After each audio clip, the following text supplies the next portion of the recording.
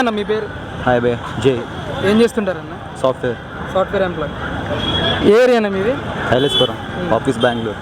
మరి ఎవరు గెలిస్తే బాగుంటుంది అంటారు? మీ అభిప్రాయం ఏంటన్న? టీడీపీ ఆర్ జనసేన గెలిస్తే సంథింగ్ డెవలప్మెంట్ ఉంటుందని చెప్పి ఎక్స్పెక్ట్ చేస్తున్నాం.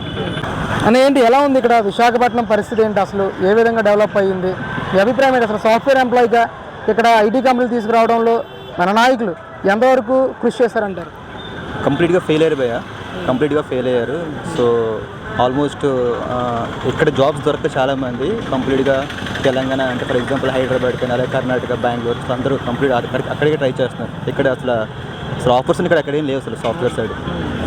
అంటే ప్రధానంగా ఇక్కడ గతంలో చంద్రబాబు నాయుడు గారు ఉన్నప్పుడు మిలీనియం టవర్స్ అక్కడ హైదరాబాద్లో సైబర్ టవర్ ఎలా అయితే పెట్టారో ఆ విధంగా డెవలప్ చేయాలనే ఉద్దేశంతో పెట్టారు. ఆ రోజున్న కంపెనీలు ఈ రోజు ఉన్నాయా మిలీనియం టవర్స్లో? కంపెనీస్ అయితే ఉన్నాయి కానీ అక్కడ అయితే సో వేకెన్సీ అయితే లేవు.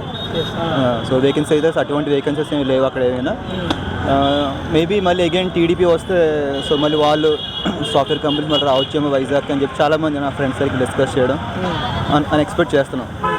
టీడీపీ ఇక్కడ ఎంపీ అభ్యర్థిగా టీడీపీ నుంచి శ్రీభరత్ గారు పోటీలో ఉన్నారు, వైసీపీ నుంచి ఝాన్సీ గారు పోటీలో ఉన్నారు. ఎవరికి ఎక్కువ ఛాన్స్ ఉందంటే గెలిచే అవకాశం?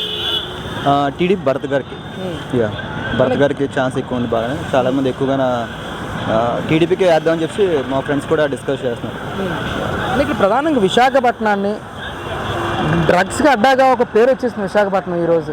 అసలు దీన్ని ఎలా చూస్తారు ఒక స్టూడెంట్గా, ఒక పౌరుడిగా మీరు దీన్ని? అవును, ప్రీవియస్లీ అసలు విశాఖపట్నంలో డ్రగ్స్ అనేది అసలు ఎప్పుడు వినబడ్డం కానీ ఆ విధంగా ఎప్పుడు లేదు అసలు. లాస్ట్ 3-4 years నుంచి డ్రగ్స్ కోసం ఒక మాఫియాలో వైజాగ్ అనేది చాలామంది అనుకుంటున్నారు. అవును చాలా డెవలప్ ఇంప్రూవ్మెంట్ అయితే లేదు కానీ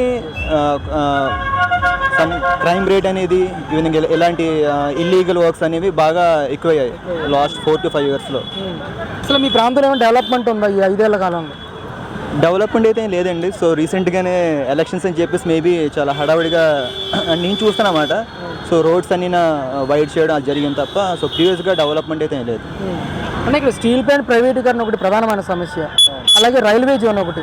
ఈ రెండింటి విషయంలో రాష్ట్రానికి సంబంధించిన నాయకులు ఎంతవరకు పోరాటం చేశారంటారు? అసలు కంప్లీట్గా నన్ను అడిగితే సో 0 అనుకుంటున్నాను.